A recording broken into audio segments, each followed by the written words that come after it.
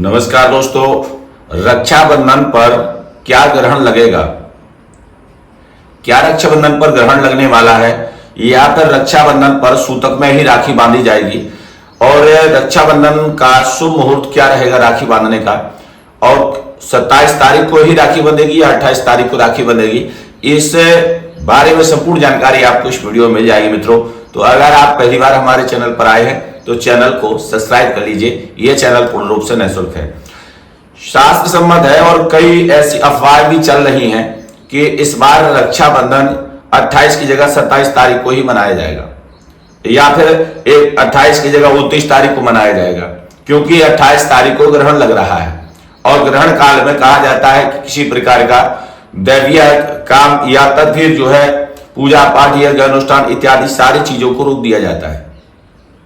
और रक्षाबंधन के दिन अगर ग्रहण काल में सूतक प्राप्त होता है तो सूतक में क्या रक्षाबंधन मनाया जाएगा? ऐसे बहुत से प्रश्न लोगों ने रखे हुए हैं और हमारा चैनल तो जो प्रश्न आप लोग रखते हैं हम उसी पर जानकारी खोज कर लेकर आते हैं। तो आज इसी पर चर्चा होगी। चलिए शुरुआत करते हैं। रक्षाबंधन हमारे जीवन का एक बहुत ही पवित्र त्योहार है जिसमें भाई बहन का संबंध की जो नींव है वह पुनः मजबूत हो जाती है।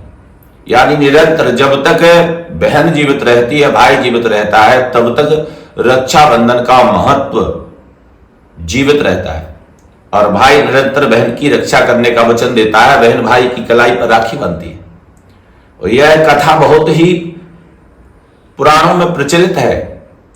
भगवान कृष्ण को भी राखी बांधी गई, भगवान राम को भी राखी बांधी गई।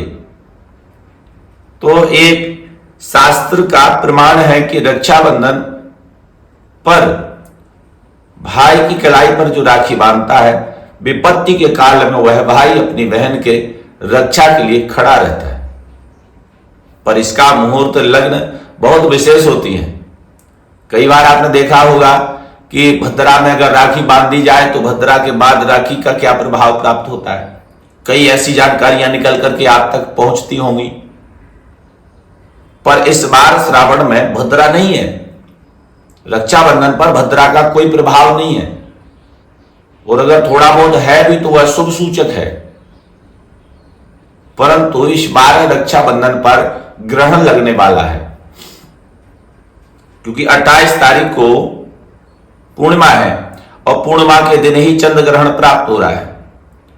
परंतु यह बात अलग है कि यह चंद्र ग्रहण भारत में दिखाई नहीं देगा मित्रों। यह दूसरे देशों में जैसे उत्तरी और दक्षिणी ध्रुव होते हैं, तो जो दूसरे ध्रुव में लोग रहते हैं वहां पर सुमेरु पर्वत के उस तरफ जो देश हैं उन दूर देशों में यह दिखाई देगा, क्योंकि भारत में इसका मान्य नहीं होगा। परंतु चाहे आप किसी प्रकार से देख लीजिए, ग्रहण का जो सूतक काल है वह प्रारंभ तो होगा ही होगा और सूतक काल में ना तो हम भगवान का स्पर्श करते हैं, ना ही अपने मंदिर में पूजा करते हैं, ना ही राखी बांधते हैं और ना ही कोई दैविक कार्य करते हैं। तो इस बीच में आपको क्या करना चाहिए? राखी बांधने का शुभ मुहूर्त क्या रहेगा? शास्त्र सम्मत है कि जहां पर ग्रहण काल हो वहां पर सूतक का मान्य होता है और जहां पर ग्रहण काल ना हो वहां पर सूतक को मानना भी निषेध है। यानी जब भारत में ग्रहण लगेगा तो उस परिस्थिति में यहां पर दिन रहेगा और दिन में चंद्र ग्रहण लग नहीं सकता। तो चंद्र ग्रहण दूसरे देश में लगेगा जहां पर चंद्रोदय होगा, यहां पर उस समय दिन रहेगा, तो यहां पर सूतक मान्य नहीं होगा। ना तो ग्रहण मान्य होगा ना सूतक मान्य होगा। अब अगर आपकी जो भी राशि है, प्रत्येक राशि के अनुसार अगर आप देखें तो राशियों के अनुसार शास्त्र सम्मत है कि ना तो किसी दुष्प्रभाव को आप प्राप्त होंगे ना शुभ प्रभाव को, क्योंकि जो चीज आपने देखी नहीं और दूसरी चीज ग्रहण भी चंद्रमा भी आपको नहीं देख रहा है। कहा जाता है कि चंद्रमा विशेष करके जिसको दिखता है ग्रहण काल में उसी पर प्रभाव देता है, पर यहां तो चंद्रमा है ही नहीं। तो मित्रों, रक्षाबंधन का जो त्योहार है प्रातः काल 7:40 से लेकर के और पूरे दिन आप आनंद पूर्वक मनाएं। किसी भी प्रकार से उसमें कोई अवरोध नहीं रहेगा। और यह तो प्रेम का त्योहार है, इसमें जितना भी आप हर्ष उल्लास के साथ अगर इस त्योहार को मनाते हैं तो यह त्योहार और आनंददायक हो जाता है। जिन जिन लोगों के यहां बहन नहीं है, हम उनसे भी कहना चाहते हैं मित्रों, आपके आस पड़ोस में जो भी कन्या हो, जो भी बहनें हैं, आप उनसे जाकर के राखी बंधवाइए और एक प्रण लीजिए कि चाहे हमारी बहन हो या फिर किसी की भी बहन हो, हम प्रत्येक बहन की रक्षा करेंगे।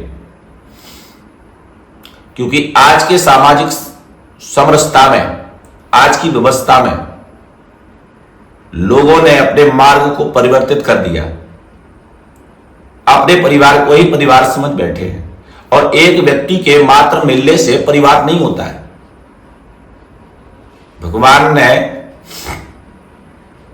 16,108 पटरानियों को एक साथ रखकर, उनकी संतानों को एक साथ रख करके भी अपना अलग से परिवार नहीं बनाया। पूरे नगर को, पूरे विश्व को अपना परिवार बनाया। जहां जरूरत पड़ी परमात्मा वहां पहुंचे, उसकी सहायता में पहुंचते हैं। तब आज जाकर के भगवान का नाम के पीछे, विष्णु के नाम के पीछे, राम के नाम के पीछे भगवान शब्द लग जाता है। तो जब आप किसी भी व्यक्ति के रक्षार्थ खड़े होंगे तो वह व्यक्ति भी आपके लिए समर्पित होगा। और ये बहुत ही हर्ष उल्लास का त्योहार आ रहा है, तो 28 तारीख को ही मनाएं।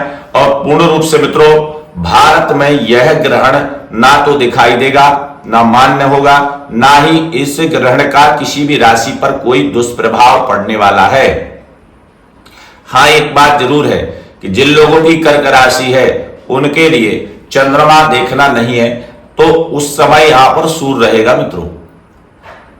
तो आप विचार करिए कि यह ग्रहण किसी भी प्रकार से आपके लिए कष्टकारी नहीं होगा। और अधिक जानकारी के लिए हमारे चैनल को सब्सक्राइब कर लीजिए। यह चैनल पूर्ण रूप से निःशुल्क है, किसी प्रकार से कोई शुल्क नहीं है। जय माता दी, जय श्री कृष्ण।